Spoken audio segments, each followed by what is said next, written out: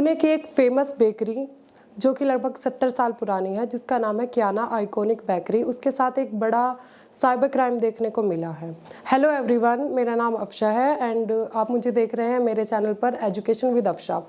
देखिए, cyber scam शायद ही किसी ने ये वर्ड नहीं सुना होगा। जैसे जैसे हमारी टेक्नोलॉजी बढ़ रही है वैसे वैसे हमारी जो डिपेंडेंसी है वो इंटरनेट पर, मोबाइल फ़ोन्स पर, उस पर डिपेंड कर रही है और उसी के चलते आए दिन हमें नए नए केसेस साइबर स्कैम के देखने को मिलते हैं। ऐसा ही एक केस आज मैं आपके साथ डिस्कस करूंगी। ये बात है एक बेकरी की जो पुणे में है और लगभग वो आज से 70 साल पहले यानी 1955 में इस्टेब्लिश हुई थी और वो वहाँ की एक फेमस बेकरी है। जैसे वो इतनी पुरानी है तो लोगों के इमोशनल सेंटिमेंट्स भी उससे जुड़े हैं। अब उसके साथ एक बड़ा स्कैम देखने को मिला है।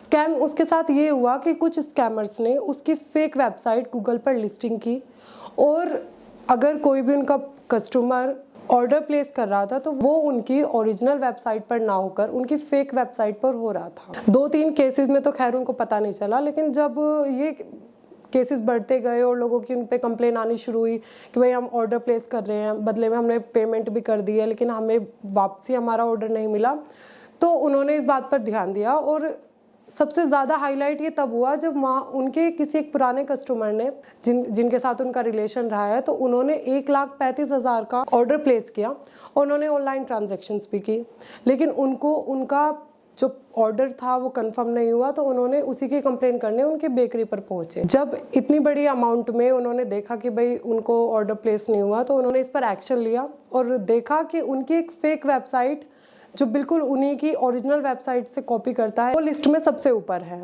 और उनकी जो ओरिजिनल वेबसाइट है वो 2nd रैंक पर है। तो उन्होंने इस बात की कंप्लेन किया। तो इसी तरह के जो केसेस है वो हमें आए दिन देखने को मिलते हैं। अब ऐसे ही एक दूसरा केस मैं आपको बताती हूँ। एक महिला का है जो कि जिनके पास एक फ्रॉड मैसेज आया कि आपने जो मूवी देखी है उसे प्ले स्टोर पे जाके और रेटिंग कीजिए और उससे पहले आप इस ऐप को डाउनलोड कर लीजिए। अब देखिए, घर बैठे हर किसी को पैसा चाहिए, उनको भी यही ऑफर था कि बदले में आपको पैसे मिलेंगे। तो उन्होंने उस पर लिंक किया, उन्होंने कुछ उनसे उनकी इन्फॉर्मेशन मांगी, उन्होंने फिल की और उनके 27 लाख रुपए उनके अकाउंट से खाली हो गए। तो इस तरह के कई सारे केसेस हमें आए दिन देखने को मिलते हैं। साइबर स्कैम हम सब ने, देखो, छोटे लेवल पर या बड़े लेवल पर हर किसी ने फेस किया है, क्योंकि हमारे फ़ोन में भी आप देखोगे कि आप अपना डेबिट कार्ड रिन्यू कराए, अदरवाइज बैंक अकाउंट बंद हो जाएगा, बिजली का बिल पे करिए वरना आपकी जो है इलेक्ट्रिसिटी कट हो जाएगी। तो इस तरह के केसेस कोई नई बात नहीं है। मैं आपको बताती हूँ कि हमारे इंडिया में इसका क्या रेशियो चल रहा है।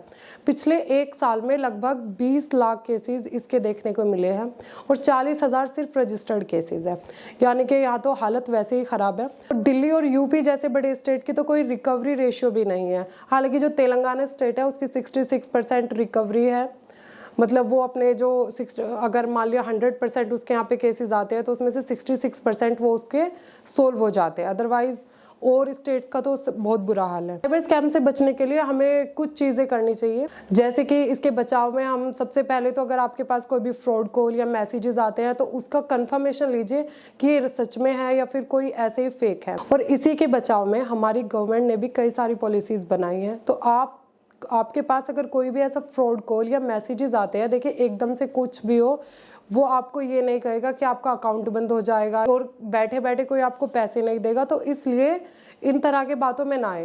तो हमने बात की दिल्ली, कर्नाटक, तेलंगाना जैसे स्टेट्स की, तो आपने देखा ही है कि इनका कोई रेशियो ज़्यादा अच्छा नहीं है रिकवरी में। और यहाँ तक कि जो जैसे मोबाइल चोरी होने के केसेस है जो कि माइनर केसेस में आते हैं, कॉग्निजेबल ऑफेंसेस भी नहीं है, तो वो भी सिर्फ 10% उनका रिकवरी रेशियो है। इससे ज़्यादा तो रिकवर भी नहीं होते हैं। और लोगों के आए दिन फ़ोन चोरी होना और पैसे चोरी होना ये तो नॉर्मल बात है। खैर, जब से डेबिट कार्ड आया है तब से तो लोगों ने कैश कैरी करना ही बंद कर दिया है। ये तो बहुत ही नॉर्मल सी बात है कि अगर आप शूज़ आपको लेने होते हैं फॉर एग्जांपल और आज आपने उसकी पिक देखी, तो नेक्स्ट डे आपने देखा होगा और नोटिस भी करा होगा कि नेक्स्ट डे आपको उसके एडवर्टीजमेंट देखने को मिल जाते हैं। इसी को हमारी प्राइवेसी ब्रीच भी कहते हैं, क्योंकि जो ये कंपनीज होती है वो हमारा प्राइवेट डाटा होता है वो MNCs को बेच देती है, बदले में उन्हें पैसे मिलते हैं लेकिन हमारी प्राइवेसी ब्रीच हो जाती है।